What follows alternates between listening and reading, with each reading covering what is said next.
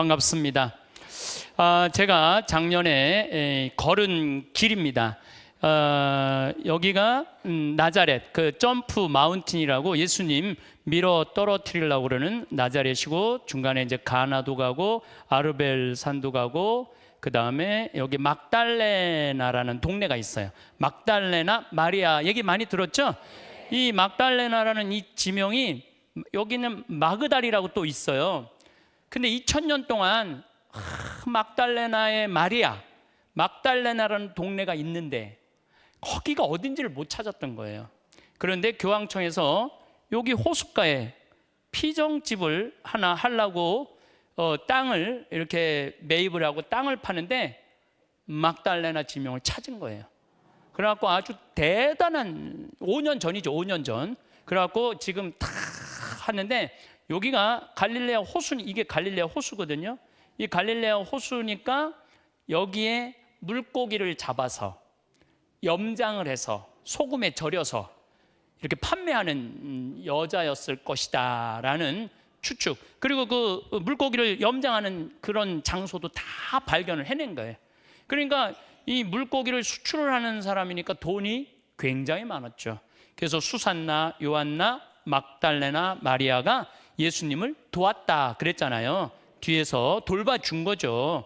그리고 여기는 이제 베드로의 집 가파르나움. 그러니까 여기 맨 끝에서 신학교를 이제 여기서 이제 운영을 하신 거죠. 3년 동안 제자들을 가르치는 요 길을 65km에 요게 딱 200명의 교우들이 이 길을 따라 이렇게 걸어서 이제 마지막에 이제 도착한 거야. 다 걸어갖고. 그러니까 행복한 거지. 저 행복해하는 얼굴 봐봐요 지금 얼마나 행복한가.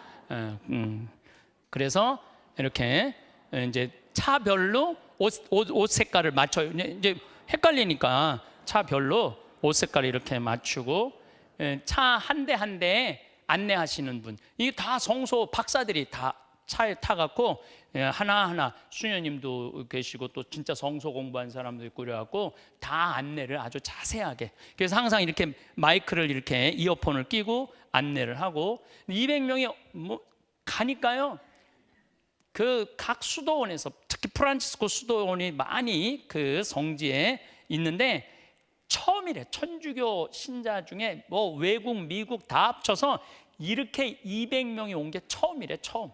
그러니까 너무너무 좋아하더라고요.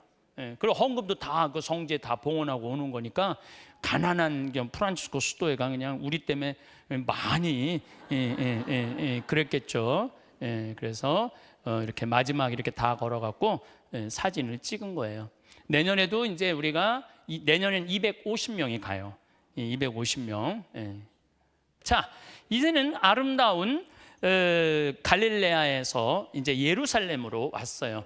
예루살렘인데 이 사람들이 무덤이야, 무덤. 그러니까 이 가까이에 무덤을 갖다 놓으면은 부활, 마지막 날 부활한다고, 여기 지금도 그렇게 무덤이 많아요. 그리고 여기다 이제 돌을 얹어 놓으면 자식이 와서 보고 간 거야. 그래서 돌이 하나도 없는 거는 자식이 안 온 거야. 여기 돌 있는 건 이 자식이 왔다 간 거야. 재밌죠? 저게 예루살렘 성전이에요, 성전. 그 유명한, 이제 진짜 여행을 떠날 겁니다. 황량하고 살벌한 예루살렘. 북쪽 갈릴레아는 아름답지만 남쪽 유다 지방인 예루살렘은 김장관과 심지어 살벌한 느낌마저 들어요. 예수님은 예루살렘에 머무르기를 원하지 않으십니다. 그래서 3년 동안 20일 남짓 요 예루살렘에 계셨어요. 20일 남짓. 그러니까 우리가 뭐 성서 보면 막 예루살렘 그러잖아요. 실질적으로 예루살렘에서 예수님 아예 잠도 안 주무세요. 잠도 안 주무시고 어디로 가냐면 베다니아, 30리박 베다니아라는 나자로 집에 주로 머무르세요. 그래서 이 예루살렘에 가면은 나자롯네 집에 가서 머무르시고, 그 다음에 갈릴레아 가서는 베드로의 집에 가서 머무르시는 거예요. 그러니까 예수님이 이 집 저 집 돌아다니지 말라고 그랬잖아요. 우리한테 한 집 정해놓으면 그 집을 다니라고. 이해가 되더라고요. 그래서 향유로 예수님 발 씻은 마리아, 마르타 얘기, 그 다음에 열매 맺지 못한 무화과, 이거 저기 말라 비틀어진다고, 열매가 있나 그랬더니, 사실은 그거는 이제 나중에 말씀드리겠지만은 그때는 무화과가 열리는 철이 아니에요. 근데 누구를 빗대서 한 얘기냐면 이스라엘을 두고 빗대고 한 이야기죠. 예루살렘 정경, 이게 여러분들 예루살렘 성전이에요.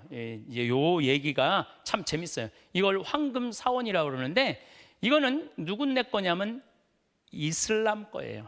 이슬람 사원이야. 천주교 것도 아니고 이슬람 거야. 요게 이 황금돔이 500kg 황금을 씌운 거야. 500kg 황금. 진짜 황금이 진짜 황금. 예. 근데 원래는 이 자리가 누구 자리였느냐면 솔로몬이 성전을 진 자리예요. 예. 왜 여기가 솔로몬이 여기다 성전을 졌느냐면은 아브라함이 이삭을 묶어서 봉헌한 바위가 여기 있어요. 이걸 뭐라고 그러냐면 모리아산이라고. 모리아산. 여기가 모리아산이야. 모리아산. 여기 바위 위에다가 이거를 진 거예요. 그래서 처음에는 솔로몬 성전이었어. 근데 성전 크기가 처음에는 얼마나 했느냐 하면은 지금의 약현 성당 정도 규모. 큰 게 아니었어요. 예. 그리고 주룹바벨이라고 바빌론 유배 후에 와서 또 다시 성전을 재건을 하죠. 형편없게 짓죠. 그런데 헤로데 성전이 또 이 자리에 있었어. 헤로데 성전. 이게 최고로 크게 진 거야. 얼만큼 이 성전 바닥이 크냐 하면은 미식 축구장 25배 크게. 이게 미식 축구장 25개. 그리고 예수님이 봤던 그 광장에는 몇 명이 모일 수 있느냐면 25만 명이 모일 수 있는 거예요. 이 헤로데 광장. 그래서 헤로데가 예수님 태어나기 19년 전부터 이걸 짓기 시작해요. 예수님 태어나기 19년 전부터 져갖고 63년까지 져요. 예수님 돌아가시고 63년 동안. 그러니까 예수님이 뭐라 그래요? 46년 동안 지은 성전인데 이렇게 허물으냐고. 그 얘기 여러분들 들었죠? 그러니까 예수님 태어나기 19년 전에 예수님 30살이니까 46년, 그 3, 4년 그 차이는 복잡한 게 있는데 딱 그거야. 예, 이 기가 막힌 거를 헤로데가 진 거예요. 헤로데가 졌는데 다시 로마가 오면서 주피터 신전으로 바뀌었어. 또 이 자리가. 그러다가 가톨릭이 또 이제 이 콘스탄틴 대제가 국교로 하면서 여기 가톨릭 성당이 있었어. 그러다가 마지막에 이슬람 성전으로 된 거예요. 그러니 얼마나 이 자리가 기가 막히겠어요. 이 자리가 얼마나 싸움의 장소가 됐겠어. 그냥 이 로마가 한번 하고 뭐 여기서 하고 이제는 1400년 동안 이슬람 자리야. 지금 이 전체는 다 이스라엘 땅이에요. 근데 요것만 누구 땅이냐면 이슬람 땅이야. 가장 중요한 땅. 요 땅.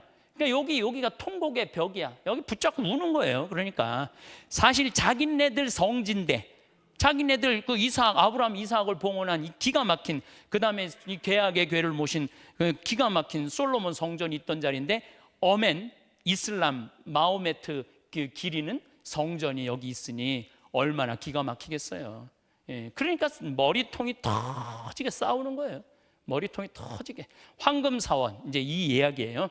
모리아산 아브라함 이삭을 봉헌한 산인데 여기가 622년 마호메트가 메카에서 잠든 사이에 날개 달린 말을 타고 예루살렘 저 바위, 저기 뭐 이삭 한 바위 한 13m 정도 길이 되는 바위에서 가브리엘 천사를 하늘로 승천해 갖고 계시를 받은 장소라는 거야. 그러니까 죽어서 승천한 게 아니고 메카에서 꿈에서 이렇게 와서 여기 와갖고 말 타고 와갖고 승천했다고 자기네 성지라는 거야. 그래갖고 메카, 메디나, 그 다음에 이 예루살렘이 이슬람의 3대 성지예요. 그러니까 이걸 갖고 서로 머리통이 터지게 싸운 거예요. 십자군 전쟁도 그래서 하고 지금도 싸우는 거예요. 지금도. 예. 2017년 현재 1400년대 이슬람 사원으로 사용하여 모슬렘 사람들만 들어갈 수 있는 거예요. 자, 이슬람 종교는 이슬람이라고 그러고 이슬람을 믿는 사람을 모슬렘이라고 그래요. 이슬람은 무슨 뜻이냐면 복종하는, 복종이야 이슬람은. 그리고 모슬렘은 복종하는 사람. 그래서 모슬렘이라고 그래요. 아마 여러분들은 저하고 공부하면서 이제 이슬람 얘기를 엄청나게 많이 들을 거예요. 이슬람 얘기를. 그래서 아주 못 듣던 얘기들을 많이 들으실 거예요. 아브라함이 이삭을 제물로 바쳤던 바위예요, 여기가. 그러니까 여기가 이 사람들, 이 모리아산은 이 사람들한테 가장 신성한 자리예요. 가장 신성한 자리인데 제물을 바치는 제단인데 이게 지금 이슬람 사원이 이 자리에 지금 그 위에다가 돔을 씌워버린 거예요. 대천사 가브리엘에게 알라 계시를 받는 마호메트. 자, 그런데 2000년에 여러분들 기억나는 분들이 있을 거예요. 9월 샤론 총리가 이 1000명의 경호원을 데리고 솔로몬 성전이 있던 황금 사원을 방문을 해버려요. 그래갖고 팔레스타인 이슬람은 거룩한 땅에 유다인이 들어왔다고 그래서 인티파타 봉기라고 그래요. 2차 인티파타가 일어났고 2000명이 학살을 당해요. 지금도 긴장감이 감돌고 아주 들어가려면 굉장히 아주 많은 검색을 하고 검문 검색을 합니다. 팔레스타인 전제약을 뺏겨도 황금 사원만은 빼앗길 수 없는 거야. 이 사람들도 성지니까. 그러니까 지금도 유대인 성지, 우리 가톨릭 성지, 이슬람 성지 한 장소가 세 군데의 성지니까 서로 뺏으려고 머리통이 터지게 싸우는 거예요. 그런데 이 성지순례간 우리 김태진 신부님이 그런 얘기를 하더라고. 여러분들 사실은 여러분들 매일 성체험하죠? 그럼 여러분들 안에 누가 머무르시는 거야? 예수님이 머물죠. 진짜 성지는 어디야? 여러분들이에요. 여러분들 한 분 한 분 성체험하는 분들이 성지야. 내 안에 예수님 계신데. 그러니까 우리 김태진 신부님이 그러더라고. 여기 예수님 있는데 뭐하러 이 멀리까지 오느냐고. 안 그래요? 여러분들이 성지야. 여러분들이 내가 예수님 모시는 거룩한 몸이란 말이에요. 그러니까 혹시 성지 못 가는 분들 억울해하지 마. 내 안에 예수님 계신데 뭐하러 저렇게 싸우는데 뭐하러 가요. 황금 사원 굉장히 아름다워요. 얘네들이 제가 이슬람에 대해서 여러분들하고 이번엔 가장 많은 공부를 할 건데 모든 문화의 출발점은 바로 이 중동 지역이에요. 중국, 인도, 이집트보다 훨씬 문화가 높은 데가 중동이에요. 근데 우리는 중동에 대해서 몰라. 그리고 이 테러하는 사람들로만 아는 거죠. 오해하고 있는 거죠. 그래서 이제 이 아름다운 건축물도 중동에 너무너무 많죠. 여기 눈물성당에서 이 성당을 이제 우리 천주교도 이제 쫓겨난 거 아니에요. 저기서 천주교도 쫓겨나갖고 여기 예수님이 예루살렘아 예루살렘아 내가 너를 암탉이 병아리를 모으듯이 내가 너를 모으려고 얼마나 애를 썼는데 너희들이 평화의 길을 모르는구나. 그리고 눈물을 흘린 장소에다가 성당을 전하는데 제대에 십자가가 저걸 가리기 저렇게 해놨어요. 이게 싫은 거지. 천주교도 싫은 거지. 그래갖고 이 십자가로 이 황금 사원을 가린 거야. 웃기죠? 그래서 제대에서 보면 황금 사원이 가려요. 요게 내가 이제 10년 전에 부모님하고 성지순례를 갔었어요.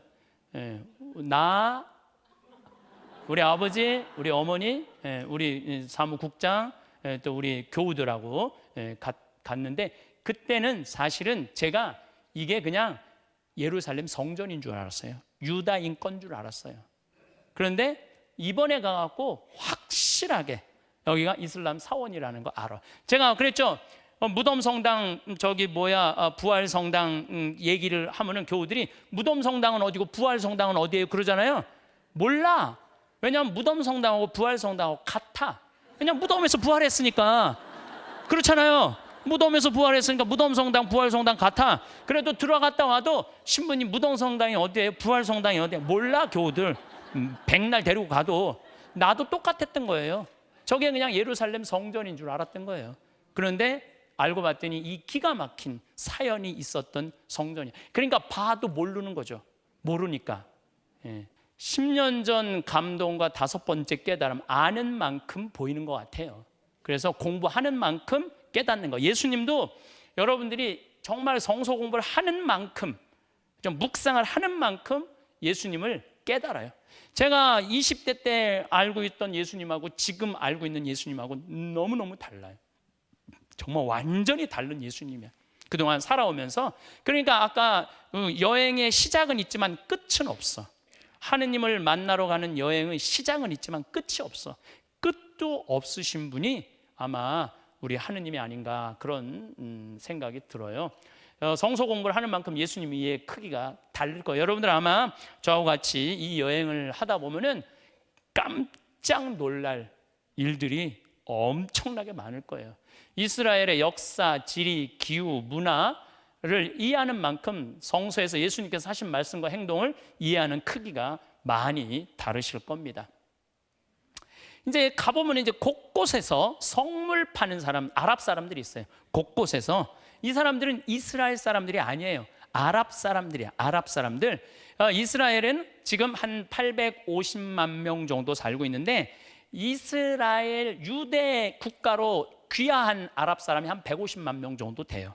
그 다음에 가자 지구라고 정말 팔레스타인 사람들 몰아놓은 지역에 거기 한 또 150만 명이 살고, 요르단 서안 지구라고 거기 또 한 200만 명 정도가 살아요. 그래갖고 거기서 그냥 올박돌박 서로 싸우고, 이 사람들은 이 이스라엘 사람, 아랍 사람들이죠. 근데 실질적으로는 이 사람들은 사실은 모슬렘으로 봐야죠. 모슬렘 사람인데 예루살렘 성전을 파는 거예요. 이렇게 물건을 팔아요. 1달러씩 1달러씩 사라고. 이제 이 겟세마니로, 이제 이 눈물 성당에서 겟세마니로 내려가는 길이야. 우리 이제 교우들 200명이 탁 내려가는. 내가 또 이제 총 책임자니까 뒤떨어진 사람 없나 항상 맨 뒤에 항상 따라갔어요. 그런데 내가 1달러 사라고 그러는데 맨 마지막에 내가 안 샀어요. 안 사고 내려가는데 이 친구가 내 뒤를, 목덜미를 꼬집더니 뒤통수를 때리더라고. 로만 칼라 이렇게 찼는데. 찼는데. 근데 딱 보니까 키가 나보다 엄청 큰 거야. 그래서 싸울 수가 없어. 무서워갖고. 그래서 그냥 돌아서서 그냥 내려온 거예요. 돌아서서 내려왔는데 정말 기분 나쁘더라고요. 내가 비행기 한 대를 대절해서 온 사람인데, 대한민국에서 유명한 사람인데 내 뒤통수를 때리고 목덜미를 꼬집었을 때 너무너무 기분이 나빴어요. 그런데 가톨릭 사제인 내 뒤통수를 때린 아랍인의 마음을 가만히 생각을 해봤어요. 그랬더니 팔레스타인 사람들은 유다인이 자기 땅을 빼앗았다고 생각을. 왜? 2000년 동안 떠돌아다니다가 1948년 5월 14일 날 독립선언을 하고 나라를 세우거든요. 2000년 동안 있다가 내 땅이니까 내 나라. 그러니까 팔레스타인 사람들이 화가 날 것 같아, 안 날 것 같아요? 여러분들 지금 살고 있는 집에 지금 잘 살고 있는데 20년 전에 이거 내 집이었어. 너 나가. 그러면 여러분들 나갈 것 같아, 안 나갈 것 같아요? 안 나가기만 할 것 같아요? 너 죽고 나 죽자.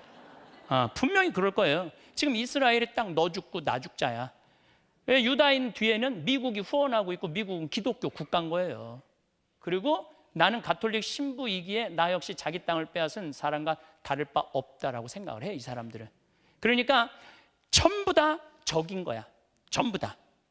지하드라는 말이 그래서 나옵니다.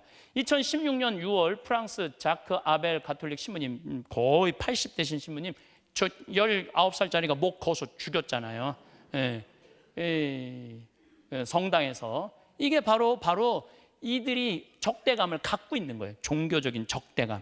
그래서 여러분들 3차 대전은 종교전쟁이 될 거라고 그러잖아요. 3차 대전은. 그런 기미가 모락모락 피어올라요, 지금. 예루살렘 아랍인들은 순례자들 역시 자기 땅을 침범하는 사람과 동일시해. 그래서 제가 가보면은 막 꼬마아이들도 나한테 막 소리 지르고 가요. 막 비명 지르고 소리 지르고 가요. 예루살렘에서 그래. 갈릴레아는 안 그래요. 갈릴레아. 저도 예루살렘에서 갈릴레아로 가고 싶더라고, 예수님처럼. 거기 머무르고 싶지가 않더라고요. 그렇게 갈등의 그 이유가 있는 거죠. 이 참 기가 막힌 요 친구예요. 이게 이번에 자료하면서 사진에 찾았어. 나 때린 친구. 나를 때린 거, 이 친구가. 안 산다고 그러고 나를 때린 거예요, 이 친구가. 우리 홍베드로 신부님은 이것도 이 아랍 사람 돈 준다고 그러고 좋다고 그러고, 나는 지금 맞고 있는데. 참 기가 막힌 사진이죠.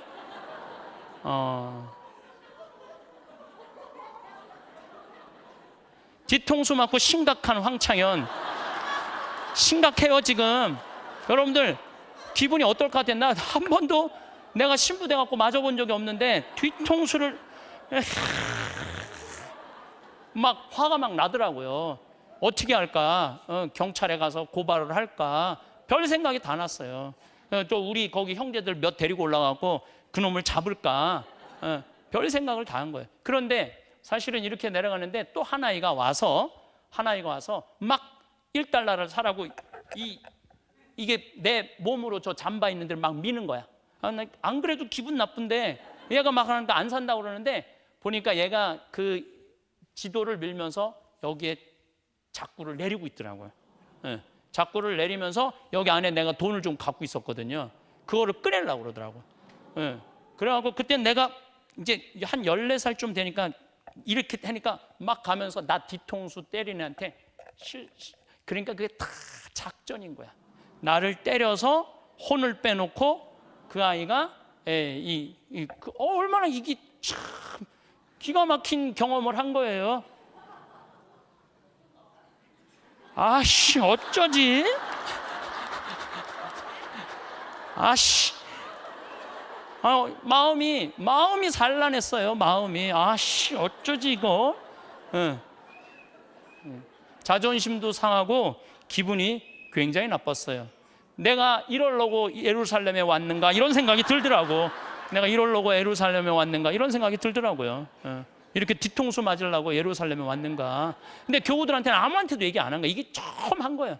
교우들도 몰라. 같이 순례 간 교우들도 몰라. 그거 내가 얘기하면 교우들 성주 순례 기분 다 뒤통수 맞은 기분 같이 느낄 거 아니에요. 오늘 처음 얘기하는 거예요. 오늘 처음. 그때는 교우들을 몰랐어요. 아직도 기분이 안 좋은 황창현이야. 여기 지금 겟세마니 동산에 왔는데 아직도 기분이 안 좋아. 표정이 아주 이거 봐. 내가 이런 표정 짓는 경우가 거의 없거든요. 계속 말하는데 계속 나는 우리 베드로 신부님은 행복한데 나는 아직 안 행복한 거죠. 겟세마니 올리브 동산 고뇌의 장소, 뒤통수보다 더한 배신의 장소예요. 여기가 누구냐면 유다가 예수님 입맞춤하고 팔아 넘긴 데예요. 여기가 유다가 예수님이 이 바위에서 밤새 기도하셨잖아요. 피땀을 흘리면서 내가 거기에 무릎을 꿇고 기도를 하면서 예수님을 느끼겠더라고요. 예수님은 그 많은 갈등 속에 예수님 죽이려고 얼마나 많은 사람들이 돌을 던지려고 그러고 예수님 몸을 피해갖고 몸을 숨기시고 진짜 그랬어요. 몸을 숨기셨어. 항상 죽이려고 그러고 항상 피해 다니셨어요. 그래서 드러나지 않게 다니셨다. 성서에 그런 내용이 참 많죠. 예수님이 이 사람들이 죽일 수밖에 없는 일들을 많이 하셨어요. 나는 그 1달러짜리 그거 안 샀는데도 뒤통수 맞았는데 예수님은 그냥 예수님이 온몸으로 느껴지는 거야. 예수님은 얼마나 갈등이 심했을까. 얼마나 당신의 구원 사업은 완성해야 되는데 인간들은 이해를 하지 못하고 그러니까 거기서 참 많은 위로를 받았어요. 예수님 역시 선민의식에 젖어있던 유다인에게 모든 이방인에게도 구원이 있다고 선포했을 때 심각한 반발에 직면해요. 왜냐하면 유대인들은 자기네들만 구원받았다는 선민의식이 있거든요. 그 선민의식이 똘똘 뭉친 사람한테 예수님은 뭐라고 그랬어요? 온 세상 사람들이 다 구원받을 것이다. 온 나라 사람들이. 성당끼리 축구 시합을 해도 싸우는 경우 있어요 없어요? 있죠? 성당 천주교 신자들끼리 모여도 네 편 내 편 하는데 이 유대인들이 우리만 하느님한테 선택받았다. 그러니까 반대편에서 얼마나 갈등이 심했겠어요. 심지어 언어, 피부 색깔이 다른 민족끼리 서로 화합하는 일은 참 어려워요. 근데 예수님은 화합해야 된다는 거예요. 근데 그거를 그 사람들은 받아들이지 못했던 거죠. 예수님은 그 모든 경계를 뛰어넘어 모두 하나 되기를 원하셨죠. 근데 이게 참 어려운 일이죠. 참 어려운 일이에요. 그래서 지하드, 성전, 이 이슬람 사람들은 비이슬람은 모두 전쟁의 대상이야. 그래갖고 그냥 마지막까지 한 사람까지 전부 이슬람, 모슬렘이 되기까지 이 사람들은 전쟁을 해야 되는 사람들이에요. 그래서 여러분들 이슬람에 대해서 많이 공부를 하셔야 돼요. 이제는 국가 사이 영토 분쟁은 곧 전쟁이야. 1948년, 2000년 떠돌아다니던 유다인이 팔레스타인으로 귀환을 해. 그런데 문제는 7차 중동 전쟁 가운데 한 번도 이스라엘을 이긴 적이 없어요. 이 아랍 사람들이. 근데 이 이스라엘 주위의 아랍 사람은 몇 명이냐면 3억 2천만 명이야. 3억 2천만 명이 850만 명을 못 이기는 거예요. 4차 전쟁까지는 한 번도 이긴 적 없어. 2차는 요 근래에 그것도 이제 제가 7차까지 넣었는데 그 7차 중동 전쟁까지 보는 거예요. 한 번도 이긴 적이 없어요. 이건 나중에 내가 아주 자세하게 전쟁을 묘사할 거야. 어떻게 이스라엘은 지금도 폭격기가 한 800대 있어요. 800대. 폭격기가 800대 있고 무슨 정찰기 이런 게 한 200대 있어요. 근데 가자 지구에는 폭격기는 한 대도 없어요. 가자 지구에는 헬리콥터 딱 2대 있어. 그러니까 이 가자 지구에 저 장벽을 쳐놓고 폭탄을 갖다 쏟아 붓는 거예요. 그러니까 얼마나 이 팔레스타인 사람들이 분노가 심하겠어. 근데 그 1달러짜리 그걸 안 사주니 얼마나 화가 났겠어. 그러니까 때린 거지. 내가 맞고 난 다음에 공부하기 시작했어요. 왜 저들이 나를 때렸을까?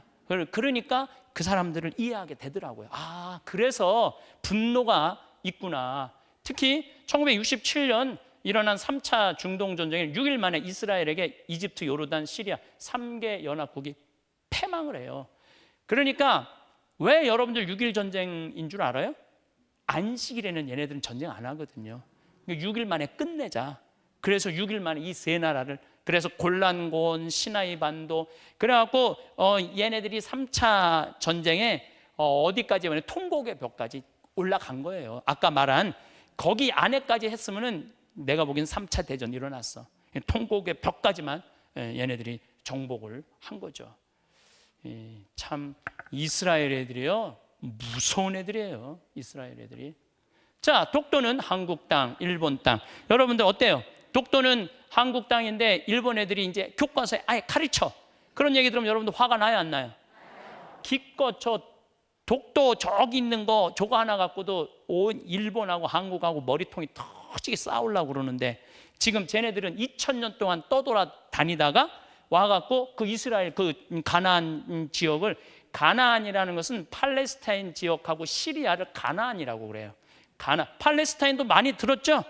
팔레스타인은 지금 말하는 예루살렘, 이스라엘을 팔레스타인이라고, 가나안 지역 그러면은 팔레스타인하고 시리아는 지금 맨날 전쟁하는 데 있죠. 죽어라고 전쟁하는 데가 지금 시리아야. 시리아는 우리나라보다 나라가 한 3배 반 정도 커요. 나라가 큰 나라예요. 예루살렘은 경상북도만 해. 이스라엘은 경상북도만 한 데서 그렇게 머리통이 터지게 싸우는 거예요. 이 땅 문제 하나만 가지고도 이렇게 하는데, 이 사람들이 매일 자산 폭탄 테러하는 거 여러분들 좀 이해가 되죠? 왜 그렇게 조끼를 입고 막 폭탄을 터뜨리고 그러는지 충분히 이해가 돼요. 여러분들 요즘 사드 얘기 참 많이 나오죠? 제가 분명하게 말씀드리는데 사드 문제가 아니에요. 중국은 우리나라를 속국으로 알고 있어요. 중국을. 우리나라 사람들이 그걸 몰라요. 자, 역사적으로 나당 연합군 당나라도 우리를 속국으로 알고 있었어요. 그 다음에 원나라도 중국이에요. 물론 몽고 아이들이지만 그때 우리 속국이었어요. 우리나라 고려 임금들 다 가갖고 거기서 여자들 데리고 다 장가가고, 마지막 고려 왕들은 우리나라 말도 못했어요. 왜냐하면 어렸을 때 끌려가갖고. 그리고 명나라, 우리 조선 초기에 이성계 왕 칭호도 3년 만에 받아요. 3년 만에. 속국이었어. 그 다음에 청나라, 명 다음에 청나라 아니에요. 청나라 때도 우리가 속국이었잖아요. 그러니까 중국 애들이 이제 좀 돈도 벌고 힘도 생기니까 그걸 그대로 갖고 있는 거야. 속국이 무기를 갖다 들이대? 이거 용서가 안 되는 거예요. 이거 대한민국 국민들이 잘 알아야 돼. 사드를 배치하고 안 하고의 문제가 아니야. 그거보다 더 큰 걸 우리는 생각을 해야 돼요. 우리나라 사람들이 지금 정신 차려야 되거든요. 이 이스라엘에도 3억 2천만이 있는데도 못 이겨, 아랍 사람이. 그리고 여러분들 이슬람 교도는 몇 명이냐면은 16억이에요. 16억. 우리 가톨릭은 몇 명인 줄 알아요? 13억이야. 우리 가톨릭보다 누가 더 커? 이슬람이 더 커요. 우리가 지금 몰라서. 물론 개신교, 동방정교회, 그리스 정교회, 러시아 정교회 다 합치면은 그리스도를 믿는 사람들은 25억이에요. 25억. 근데 알라를 믿는, 그러니까 알라하고 하느님하고 달라요. 우리는 그렇게 알고 있죠. 알라도 같은 하느님이라고. 다릅니다. 그들이 생각하는 하느님이랑 우리가 생각하는 하느님은 완전히 달라요. 그러니까 정말 우리 국민들이 이 전체적인 흐름을 알아야 돼. 그래서 중국은 우리를 속국으로 생각하고 있는 거예요. 근데 이 사드를 갖다 댄다니까. 왜냐하면 일본에도 사드가 있고 다 다른 데 다 있거든요. 근데 다른 나라는 아무 말도 안 하고 우리한테만 그러는 거예요. 우리한테만. 국민들이 그런 걸 잘 알고 지혜롭게 처신을 해야 되는데, 내가 보기엔 뭐 지금 요즘 하는 거 봐서는 이런 얘기 뭐 씨알도 안 먹힐 거예요 지금. 예. 자, 보세요. 세계 최대 신자 수를 보유한 이슬람. 요게 이스라엘이에요. 이스라엘. 근데 여기 터키가 6천만, 이라크가 1,900만, 이란이 이거 8천만이에요. 이제 8천만. 사우디아라비아 1,700만, 이집트 5,500, 알제리 3,000, 모로코 2,000. 얘네들이 다 합쳐서도 얘네들을 못 이겨요. 못 이겨요. 이길 수가 없어요. 이스라엘 애들이 보통 독한 애들이 아니죠. 모슬렘은 이스라엘에게 원래 땅, 가나안 땅을 빼앗겠다는 분노로 이렇게 테러를 하는 겁니다. 그리고 앞으로는 여러분들 이걸 한번 보세요.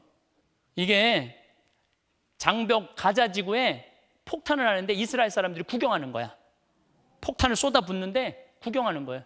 그러니까 얘네들은 제대로 된 총 하나 없으니까 당하는 거예요. 이스라엘 경찰들한테, 군인한테 돌을 던지는 거, 총이 없으니까. 근데 우리는 이스라엘 사람들이 당하는 건 전 세계에서 보도를 다 해요. 그런데 저렇게 팔레스타인 사람들이 당하는 걸 보도를 안 해. 전 세계에서. 그래서 모르는 거야. 그래서 누구만 불쌍하다고 생각해? 이스라엘만 불쌍하다고 생각을 하는 거예요. 가자지구 이렇게 폭격. 참 지금 보면은 어린아이가 이렇게 많이 죽죠. 폭격으로. 그러니까 분노하는 거죠. 이 아이들이 항상 빼앗겼다고 생각해요. 그러니까 이제 화가 나니까 어떻게 할 수가 없으니까 테러를 하는 거예요. 도저히 이스라엘은 이길 수 없고 이스라엘 뒤에 미국이 있다고 생각하니까 2001년 9월 11일 날 빈 라덴 주도로 얘네들이 이때 3,000명이 죽어요. 3,000명이 세계 무역 빌딩 이거 폭파했을 때, 우리는 경악할 일이지만은 이슬람 사람들한테는 어떤 일일 것 같아요? 통쾌한 일이죠. 뒤집어서 보면은 그만큼 미국이 횡포를 저질렀다는 그런 생각을 하니까. 미국 뒤에는 누가 있다고 생각해? 유대인이 있다고 생각을 하니까. 금융, 무슨 언론, 이게 다 유대인이 다 잡고 있거든요. 한번 보세요. 얼마나 무시무시한지.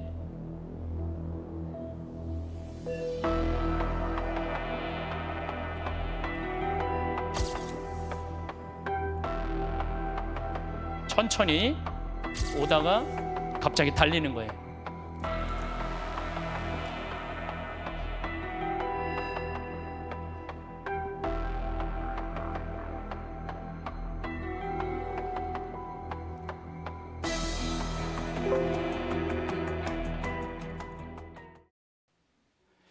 테러로 사망한 사람들을 보면 2012년에 10,000명, 13년에 16,000명, 14년에 32,000명, 15년에 29,000명, 작년에는 28,000명.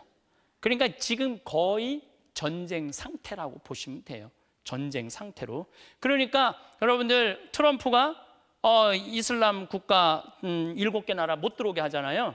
그게 지지를 받는 이유가 있어요. 그렇게 갈등이 심각한 거야.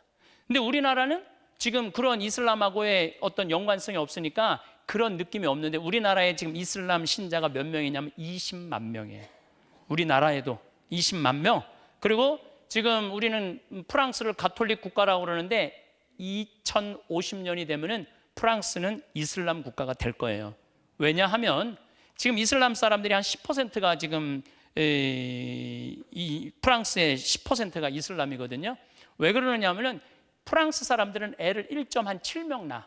근데 프랑스로 이민 가거나 아니면 그 난민들은 애를 평균 8명 낳아요. 8명. 그렇게 한 3, 40년만 지나고 나면은 어떻게 될 것 같아요? 다 이슬람 국가가 되는 거예요. 그래서 2050년이 유럽이 이슬람 국가가 될 거라는 거예요. 가톨릭은 끝이고. 기가 막힌 일들이 앞으로 벌어질 건데 그건 내가 자료로 또 보여드릴 거예요, 여러분들한테. 제가 왜 이슬람 얘기를 많이 하느냐면은 그 이슬람 뭐 할랄 음식이라고 막 이슬람 음식 막 그 돈 벌는다 그러잖아요. 그것도 내가 보기에는 뭘 잘못 알고 지금 우리가 있는 거예요. 그래서 우리 교우들이 좀 제대로 알 수 있는 그런 기회를 제공해 드릴 겁니다. 이 테러 대상국가 650%. 우리나라도 테러 대상 국가로 지정됐을까 안 됐을까요?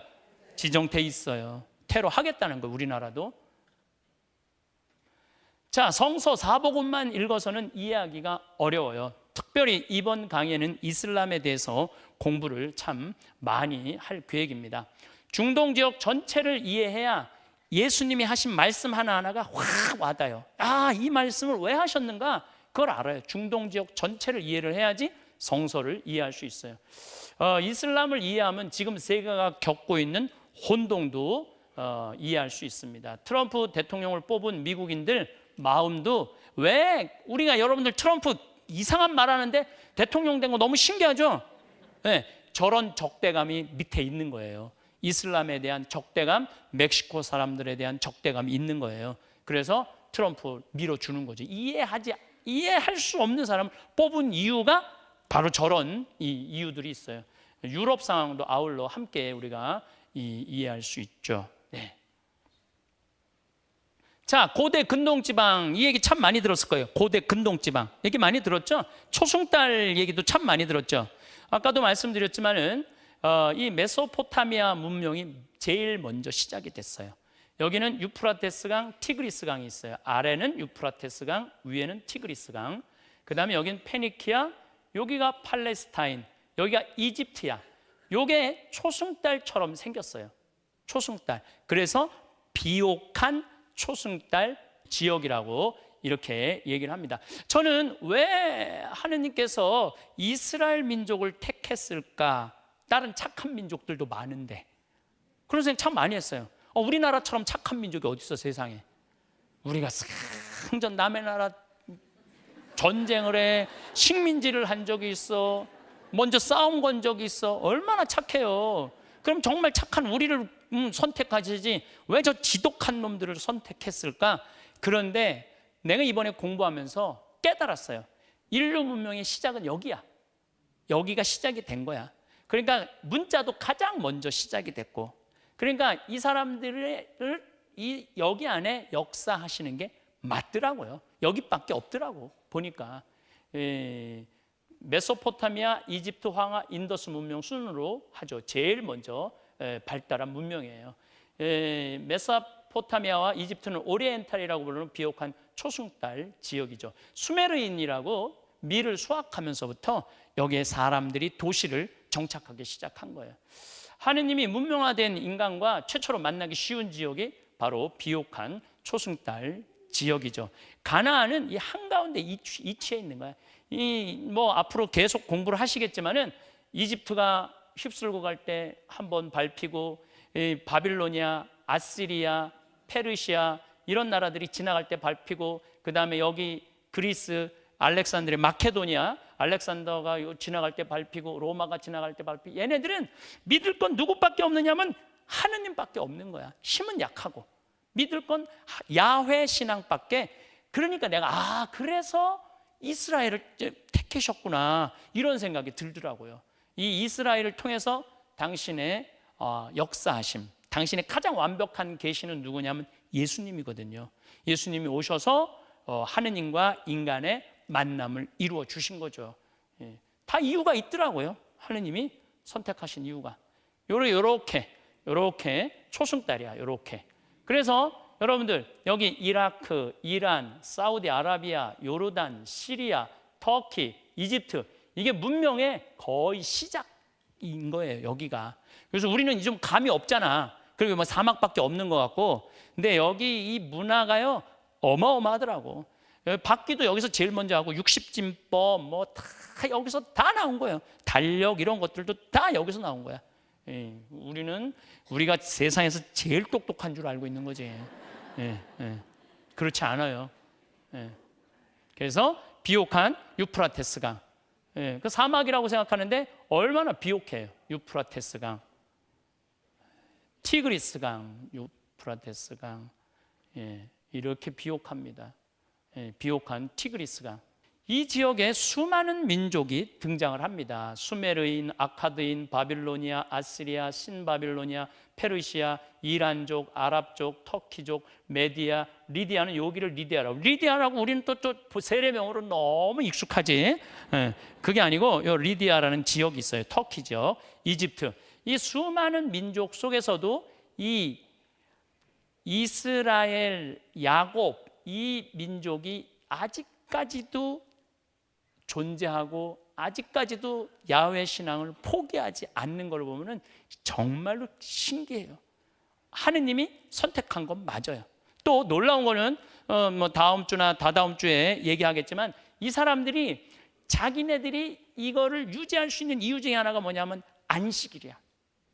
안식일을 지킴으로 해서 안식일이 이스라엘 사람들을 지켜주는 거예요. 그러니까 그 안식일을 없애려고 그랬던 게 누구야? 예수님이야. 그러니까 예수님 죽을 것 같아? 안 죽을 것 같아요? 죽어요. 또 할례는 쉽게 말하면 포경 수술하는 거예요. 태어난 지 8일 만에 아이들 포경 수술을 해줘요. 이 할례가 유대인들이 우리는 선택된 민족이다, 깨끗한 민족이다는 고집이야. 그거를 거부한 게 누구냐면 사도 바오로예요. 사도 바오로가 할례, 이방인 그리스도인들한테 너희들은 할례 필요 없다. 그러니까 사도 바오로를 죽이려고 얼마나 그랬는지 몰라요. 그래서 이런 것들을 보면은 우리가 조금 성서를 이해하기가 훨씬 쉽죠. 자, 중동 지역. 도대체 중동 지역을 어디를 중동이라고 그러냐? 이 아프리카도 중동 지역에 들어갑니다. 아프리카도 여기 알렉산드리아라고 유명한 게 있죠. 이렇게 중동 지역에 들어가죠. 이 아프리카, 소말리아 이쪽도, 이건 사우디아라비아, 이걸 다 중동 지역이라고 그래요. 중동 지역. 여기가 모든 갈등의 시작이야. 갈등의 원인, 문명의 시작, 갈등의 원인, 하느님의 섭리. 여기 정가운데 어디 있는 거야? 이스라엘에 있는데 아랍 국가는 54개 나라를 아랍 국가라고 그래요. 아랍 국가 지도에는 이스라엘이 없어요. 아예 나라로 인정하지 않아. 그래서 아예 지도에서 빼버려. 초등학교 5학년 교과서에 아예 없어. 얼마나 얘네들이 이스라엘을 미워하는지 알겠죠. 그런데 이길 수가 없는 거야. 그러니까 미치는 거죠. 이게 이슬람 굉장히 넓죠. 몽고도 이슬람이 굉장히 많고, 카자흐스탄, 중국도 이슬람이 있어요. 그 다음에 인도네시아는 이슬람 엄청, 필리핀도 이슬람이 있고, 그래서 이슬람하고 가톨릭하고 맨날 싸우는 거예요. 여기도. 그러고 난 다음에 사우디아라비아도 이슬람. 이 아프리카는 반쪽 이상은 다 이슬람이야. 여기 밑에만 가톨릭 개신교가 있어요. 내가 다니는 잠비아가 여기거든요. 여기는 가톨릭이 한 30% 있죠. 이슬람이 여기는 그래도 별로 없어요. 그래도 모슬렘들이 있더라고요. 다녀보니까. 이슬람이 이렇게 큰데 2050년 되면 유럽도 어떻게 될 거라고? 이슬람이 된 거예요. 이제 총각, 칼이 필요 없다는 거예요. 애만 많이 나면. 근데 우리나라는 애를 지금 낳아요, 안 낳아요? 안 낳죠? 참 걱정이 많아요. 신부들을 장가를 보내든지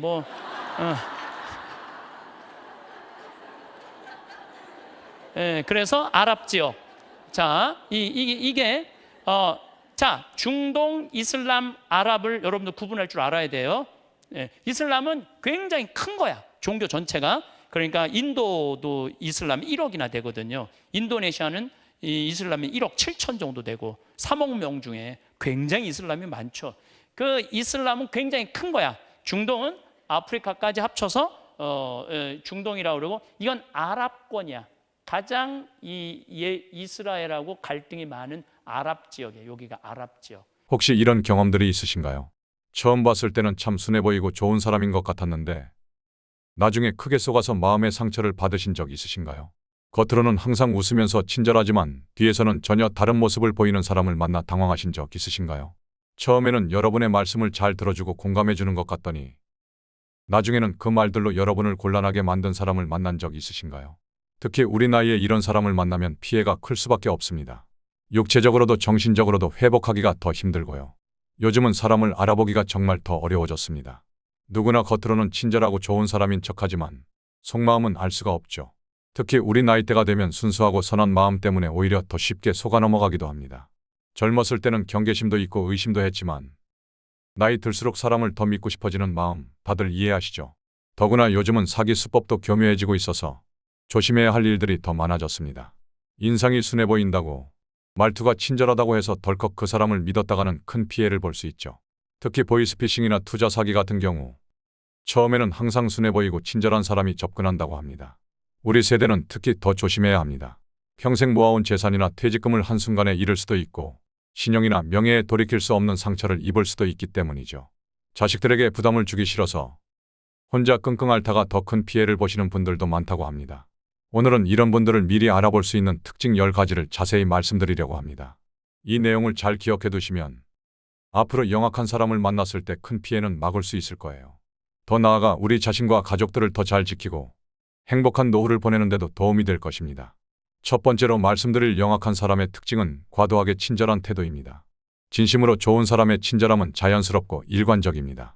하지만 영악한 사람들은 필요 이상으로 친절하고 지나치게 과한 관심을 보입니다. 특히 처음 만난 사람에게 마치 오랜 친구처럼 행동하거나 실제 관계보다 더 친밀한 척하는 태도를 보이죠. 73세 김영수 할아버지의 이야기를 들려드리겠습니다. 얼마 전 복지관에서 한 중년 여성을 만났어요. 처음 보는 사이인데도 저를 아버님 하면서 계속 살갑게 대하더군요. 제 건강은 어떤지, 자녀들은 잘 있는지 처음 보는 사람에게 묻기에는 너무 사적인 질문들을 하는 거예요. 심지어 제가 허리가 아프다고 하니까 바로 자기가 아는 한의원을 소개해준다며 차까지 태워주겠다고 하더군요. 그때 이상한 느낌이 들었어요. 나중에 알고 보니 그 한의원과 짜고 의료보험을 노리는 사기꾼이었답니다. 그 일을 겪고 나서 깨달았어요. 갑자기 너무 친한 척하는 사람은 조심해야 한다는 걸요. 진짜 좋은 사람은 처음에는 적당한 거리를 두고 시간을 두고 천천히 가까워지는 법이니까요. 두 번째로 말씀드릴 영악한 사람의 특징은 선물이나 호의를 먼저 베푸는 태도입니다. 영악한 사람들은 자신의 목적을 이루기 위해 먼저 작은 선물이나 호의를 베풉니다. 처음에는 부담 없는 작은 선물로 시작하다가 점점 그 호의를 빌미로 더 큰 것을 요구하죠. 특히 이런 선물을 거절하면 섭섭해하거나 서운해하는 감정을 과하게 표현합니다. 69세 박상의 할머니의 사례를 들려드리겠습니다. 작년에 아파트에 새로 이사온 아주머니가 있었어요. 처음부터 떡도 갖다 주고 과일도 사다 주고 너무 살갑게 지내더라고요. 특히 제가 거절하면 이웃사촌인데 이런 것도 못 받으세요? 하면서 서운해하는 듯한 표정을 지었죠. 한 달쯤 지났을까요? 어느 날 그분이 찾아와서는 자기가 하는 보험 일을 도와달라고 하더군요. 제가 거절하자 그동안 자기가 얼마나 잘해줬는데 이런 부탁 하나 안 들어주냐며 화를 내시는 거예요. 나중에는 다른 이웃들한테 제가 은혜를 모르는 사람이라고 소문까지 내고 다니더라고요. 그제서야 깨달았어요. 처음부터 보험 가입을 목적으로 접근했던 거였죠. 그동안의 선물과 호의는 모두 미끼였던 거예요. 요즘도 생각하면 아찔해요. 제가 그분 말대로 보험에 가입했다면 얼마나 큰 피해를 봤을까 싶어서요. 이제는 알아요. 갑자기 친해지려 하면서 자꾸 선물을 주는 사람은 반드시 뒤에 다른 목적이 있다는 거요. 진짜 좋은 이웃은 이렇게 과하지 않아요. 그저 가끔 김치 나눠 먹고 반찬 조금씩 나누는 정도가 자연스러운 거죠. 세 번째로 말씀드릴 영악한 사람의 특징은 내 약점에 지나치게 공감하는 태도입니다. 영악한 사람들은 상대방의 약점이나 힘든 상황을 알아내려 노력하고 거기에 지나치게 공감하고 동조합니다. 저도 그런 적 있어요. 그 심정 너무 잘 알아요. 라면서 과하게 위로하고 그 약점을 이용해 친밀감을 쌓으려 하죠. 나중에는 이 약점을 이용해서 자신의 목적을 달성하려 합니다. 71세 이명수 할아버지의 이야기를 들려드리겠습니다.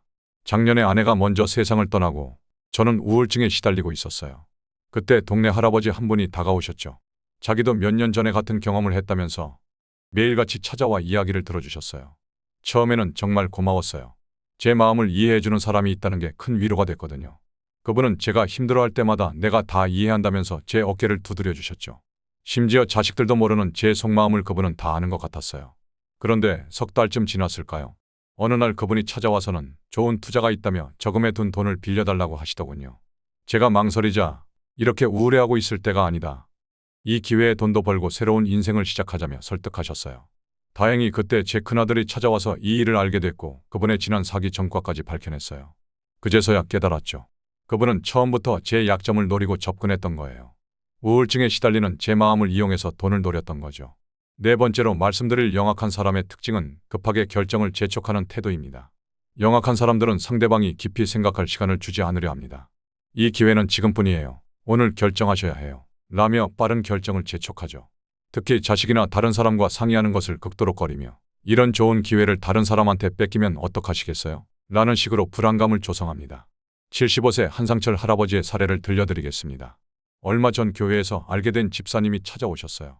해외에서 들여온 특별한 건강식품이 있다면서 당장 오늘 계약하면 50% 할인해준다고 하시더군요. 제가 집사람과 상의해보고 결정하겠다고 하니까 그분 태도가 확 바뀌었어요. 이런 기회는 오늘뿐이다. 다른 사람한테 물어보면 말리기만 할 것이다. 이렇게 좋은 기회를 놓치면 후회할 것이다라면서 자꾸 다그치시는 거예요. 심지어 하나님께서 주신 기회를 놓치면 안 된다면서 종교적인 말씀까지 하시더군요. 저도 모르게 불안한 마음이 들어서 계약할 뻔했어요. 다행히 아들한테 전화가 와서 이 이야기를 했더니 당장 그만두라고 하더군요. 나중에 알고 보니 그분은 불법 다단계 업체 사람이었답니다.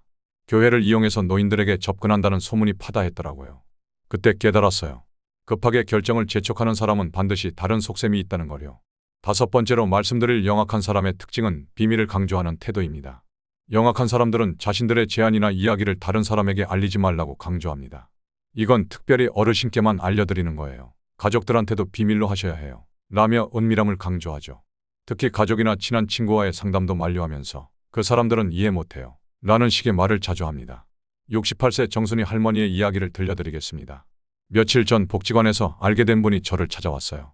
특별한 투자 정보가 있다면서 절대 다른 사람한테 말하면 안 된다고 신신당부를 하시더군요. 심지어 가족들한테도 절대 말하지 말라고 했어요. 자식들은 나이 드신 부모님을 이해 못해요. 이런 좋은 기회를 알면 다들 말리기만 할 거예요 라면서요. 또 이런 이야기는 특별히 믿을 만한 분한테만 해드리는 거니까 비밀로 해주세요라고 거듭 강조했죠. 제가 며느리한테 물어보고 싶다고 하니까 화를 내시더군요. 며느리가 뭘 알겠어요. 어르신 돈 관리까지 간섭하려고 할 거예요 라면서. 그러다가 제가 끝까지 망설이니까 휴대폰까지 뺏으려고 하시더라고요. 다행히 그때 옆집 할머니가 오셔서 이 광경을 보고 경찰에 신고해 주셨어요. 알고 보니 그분은 전국의 노인들을 상대로 투자 사기를 치는 조직의 일원이었대요. 비밀을 강조한 것도 가족들과 상담하지 말라고 한 것도 모두 자신들의 정체가 탄로 날까봐 그랬던 거죠. 6번째로 말씀드릴 영악한 사람의 특징은 내 말을 과도하게 기억하고 이용하는 태도입니다. 영악한 사람들은 상대방이 무심코 한 말들을 모두 기억해 두었다가 나중에 이용합니다. 처음에는 어르신 그때 그러셨잖아요. 라며 친근감을 표현하다가 점차 그 말들을 자신의 목적을 위해 교묘하게 활용하죠. 심지어 내가 하지 않은 말도 한 것처럼 몰아가기도 합니다. 72세 박명호 할아버지의 이야기를 들려드리겠습니다. 경로당에서 알게 된 한 여자분이 계셨어요. 처음에는 제가 무심코 한 말들을 잘 기억하고 공감해 주셔서 참 좋은 분이라고 생각했죠. 지난번에 손주 이야기하실 때 정말 자랑스러워 보이셨어요. 그때 아드님 걱정하시던 말씀이 아직도 기억나요. 이런 식으로요. 그런데 시간이 지날수록 이상해졌어요. 제가 요즘 은행 금리가 너무 낮아서 걱정이라고 한 말을 가지고 그때 투자하고 싶다고 하셨잖아요 라며 자꾸 투자를 권하시더군요. 심지어 제가 하지도 않은 말까지 제가 한 것처럼 이야기하면서 주변 사람들에게도 박 어르신이 그러시더라며 소문을 내고 다니셨어요. 나중에는 제가 했다는 말들을 근거로 투자금을 요구하시고 거절하면 말씀하신 걸 왜 이제 와서 바꾸시나요? 라며 압박하셨죠. 다행히 다른 피해자분들이 신고를 해서 일이 밝혀졌지만 그동안 제가 한 말들이 이렇게 덫이 될 줄은 정말 몰랐어요. 7번째로 말씀드릴 영악한 사람의 특징은 선한 이미지를 과도하게 강조하는 태도입니다. 영악한 사람들은 자신이 얼마나 착하고 선한 사람인지 끊임없이 강조합니다. 자신의 선행을 자주 언급하고 종교적인 신념이나 도덕성을 과하게 드러내죠. 특히 다른 사람의 험담을 하면서도 저는 그런 나쁜 사람이랑은 달라요. 라는 식의 말을 자주 합니다. 70세 김정자 할머니의 이야기를 들려드리겠습니다. 복지관에서 만난 한 분이 계셨어요. 처음부터 자기는 교회 권사님이고 봉사활동도 많이 하고 불우이웃도 돕는다며 자신의 선행을 자주 강조하셨죠. 다른 사람들 욕을 하면서도 저는 절대 그런 짓은 안 해요. 하나님 앞에서 늘 바르게 살려고 해요라는 말을 입에 달고 사셨어요. 특히 자신이 얼마나 정직하고 신실한 사람인지 증명하려고 하시더군요.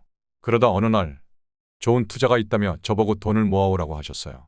제가 이렇게 하나님을 믿는 사람인데 거짓말을 하겠어요? 봉사하는 사람이 어떻게 남을 속이겠어요? 라면서요. 나중에 알고 보니 그분은 교회 다니는 것도 거짓이었고 봉사활동도 모두 꾸며낸 이야기였어요. 선한 이미지를 내세워서 사람들의 신뢰를 얻은 다음 투자 사기를 치는 것이 수법이었던 거죠. 그제서야 깨달았어요. 자신이 얼마나 선하고 착한 사람인지 너무 강조하는 사람은 오히려 의심해봐야 한다는 걸요. 8번째로 말씀드릴 영악한 사람의 특징은 갑작스럽게 친밀감을 과시하는 태도입니다. 영악한 사람들은 실제 관계보다 더 깊은 친밀감을 과시하려 합니다. 몇 번 만나지 않았는데도 우리는 운명적인 만남이에요. 이렇게 마음이 통하는 사람은 처음이에요. 라며 과한 친밀감을 표현하죠. 심지어 주변 사람들에게도 우리가 아주 가까운 사이라고 소문을 내고 다닙니다. 67세 정갑수 할아버지의 이야기를 들려드리겠습니다. 6개월 전쯤 마트에서 우연히 만난 여자분이 계셨어요. 장을 보다가 잠깐 이야기를 나눈 게 전부였는데 그 뒤로 그분이 저를 만날 때마다 엄청 반가워하시는 거예요. 주변 사람들한테는 제가 자기의 은인이라고 소문을 내고 다니셨어요. 심지어 자기 집에 가족 사진처럼 제 사진을 걸어두셨대요. 그러면서 우리는 하늘이 맺어준 인연이에요. 이런 특별한 사이가 어디 있겠어요라며 친밀감을 과시하셨죠. 처음에는 좀 부담스러웠지만 그분이 워낙 진심으로 대하는 것 같아서 저도 마음을 열었어요. 그런데 얼마 후 그분이 급하게 수술비가 필요하다며 돈을 빌려달라고 하더군요. 제가 망설이자 우리가 얼마나 특별한 사이인데 이런 부탁도 못 들어주냐며 오히려 저를 나쁜 사람처럼 몰아세웠어요. 나중에 알고 보니 그분은 여러 노인들에게 같은 수법으로 접근해서 돈을 빌려간 전과가 있는 사기꾼이었어요. 그제서야 깨달았죠. 갑자기 친밀감을 과시하는 사람은 반드시 뒤에 다른 목적이 있다는 걸요. 9번째로 말씀드릴 영악한 사람의 특징은 내 주변 사람들을 의심하게 만드는 태도입니다.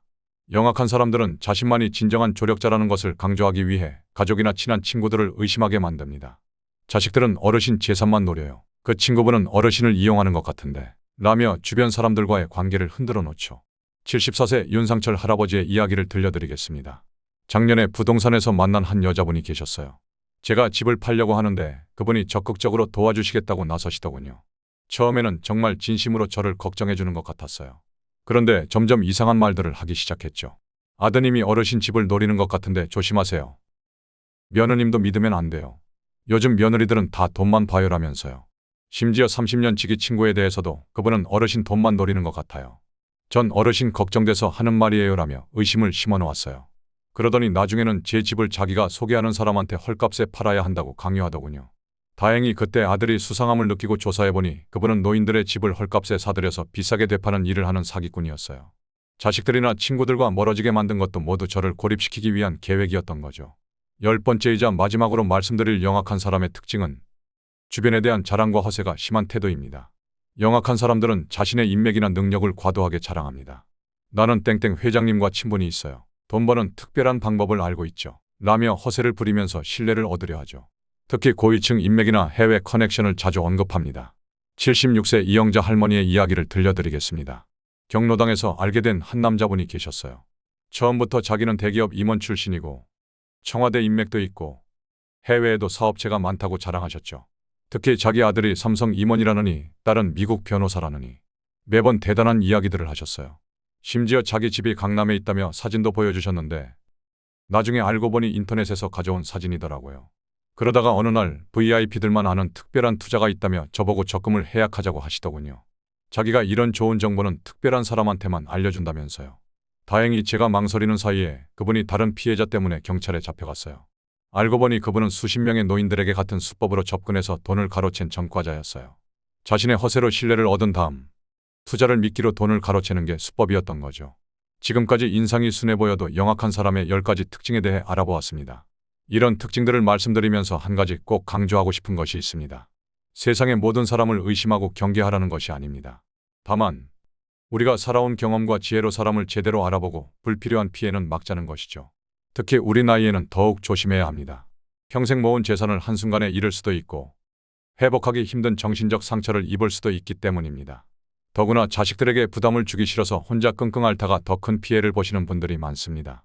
오늘 배우신 내용을 잘 기억해 두시고 의심스러운 사람을 만나면 주저하지 마시고 가족이나 친구들과 상의하시기 바랍니다. 또 필요하다면 경찰이나 노인보호 전문기관에 도움을 요청하세요. 마지막으로 한 가지 더 말씀드리고 싶습니다. 혹시 이미 피해를 보신 분이 계시다면 절대 자책하지 마세요. 그것은 여러분의 잘못이 아닙니다. 오히려 이런 경험을 통해 더 현명해지고 다른 분들에게도 도움이 되는 조언을 해주실 수 있을 거예요. 우리 모두 건강하고 행복한 노후를 보내기 위해 이런 영악한 사람들의 특징을 잘 기억해 두시기 바랍니다. 긴 시간 함께해 주셔서 감사합니다.